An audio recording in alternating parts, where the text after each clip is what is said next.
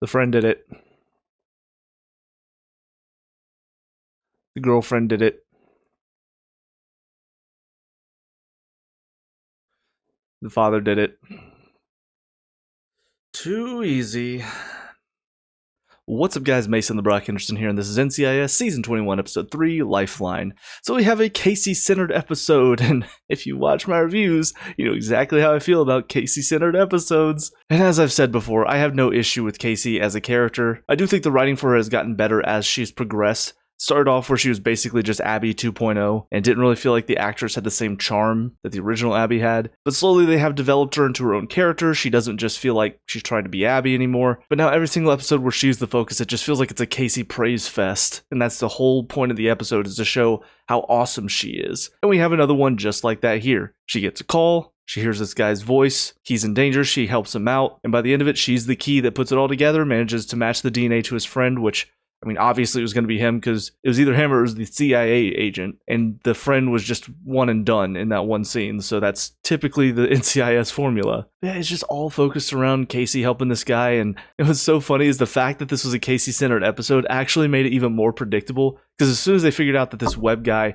might be building a bomb, I literally said to myself, that's not happening. The fact that Casey trusted this guy means he's going to be a good guy. He's not actually building the bomb. He's probably looking into how to stop the bomb. Because there's no way a Casey-centered episode would have her be wrong. That's just impossible for the writers of the show. She's always right no matter what she says. So it's just so funny how, because of how the show works, I was able to predict where it was going to go. Now, to give some credit, the one scene that did work, because really it's the only scene where I feel like we've actually learned more about Casey as a character, because that's the other thing about Casey-centered episodes, is we never really get any depth or growth on her. It's just, she's amazing. She doesn't need to change. She's amazing. We do get a little something here where she does show some vulnerability, talking about some of the relationships in the past that she feels like she's wrecked, and so she's thrown herself into work and ignored all of that. So it's nice to see some vulnerability there. I am also surprised because of, I do feel like a lot of the modern messaging around women these days is, you don't need a man, you don't need a relationship, you should focus on yourself and your job. I feel like some other shows would have had her talk about the fact she's had so little luck in relationships. I feel like other shows would have ended with, you don't need a relationship, you're fine on your own. But it was nice to see that she actually does want something. She does want to make a connection, but she's trying to avoid that side of herself right now because she feels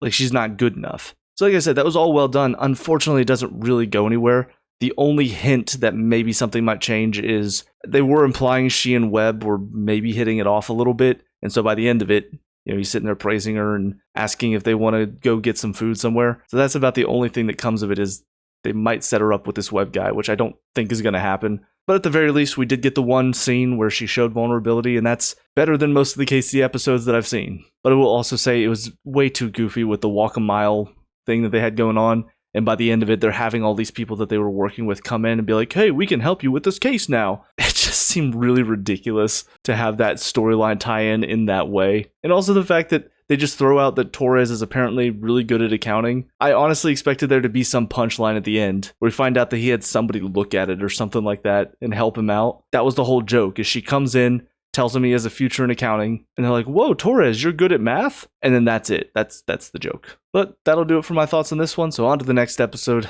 I'll see you there. And now episode 4, Left Unsaid. So unfortunately, this one was just pretty standard NCIS episode.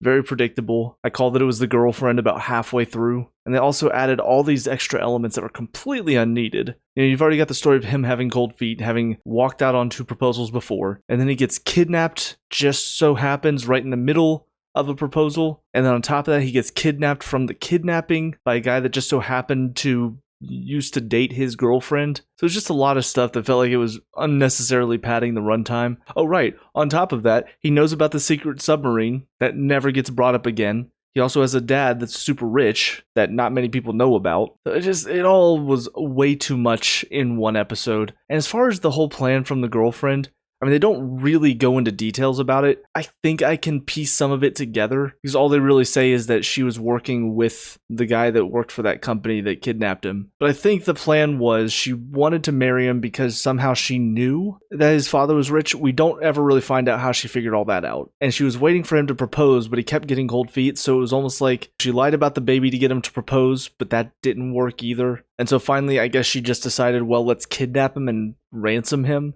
and I'll use my boyfriend or ex-boyfriend or somebody, I'll use him to be the fall guy. And the irony being, of course, that this was the time that he was actually going to propose and she was actually going to get the money. But the setup for all of it just feels so wonky. Like I said, how did she know who his father was? How did she figure that out? How did she know he was going to ask these people to kidnap him? Did she convince him to do that? And was it just coincidence that this guy she used to be with or is with, I don't know exactly what the truth is there. Is it just coincidence that he also worked for this company? Or is it something that she sought him out and seduced him so that he would be involved with this as well? This was his third attempt at a proposal, but apparently after the first two, she just decided enough was enough. And that's when she decided to kidnap him. It just feels like a big jump to go from, I almost got him to propose, third time, I'm just going to have him kidnapped so I can ransom him for the father's money. And also the fact that they had to set up this whole thing to catch her. I feel like it was pretty simplistic to put it together. I mean, just the fact you open the trunk and you could see that she couldn't have fit in there, that already raises a ton of questions. And I'm sure if you just look into it a little bit more, I think you probably could have found enough evidence to get her, but sure, let's set up this whole fake proposal thing to make us think, oh, the episode's over, just so we can have this rug pull of him suddenly accusing her and he's wearing a wire. It was such an obvious setup anyway.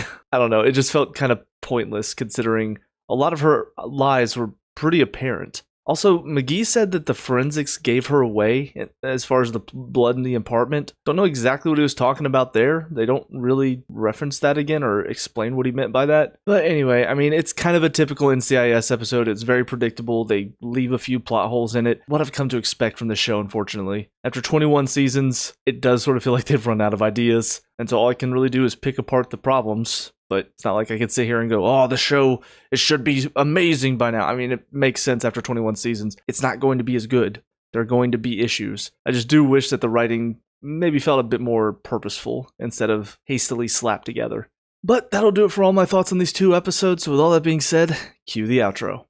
Hey guys, thank you so much for watching that review. I hope you enjoyed it. First and foremost, please leave your thoughts in the comments down below. I love having discussions with people, so whatever your thoughts were, whether you agree or disagree with me, please leave them down below. Obviously, no spoilers. Also, if you did find yourself enjoying this review and you want to see more, please leave a like and subscribe. It really helps me out. I also have a gaming channel as well as a channel where I talk about soccer, so if you want to give those a follow as well, that would be much appreciated. And lastly, if you want to help me improve upon the quality of these channels, I do have a Patreon. All of this is in the description below. With all that being said, I hope you guys have a great day, and I will talk to y'all later. Peace out.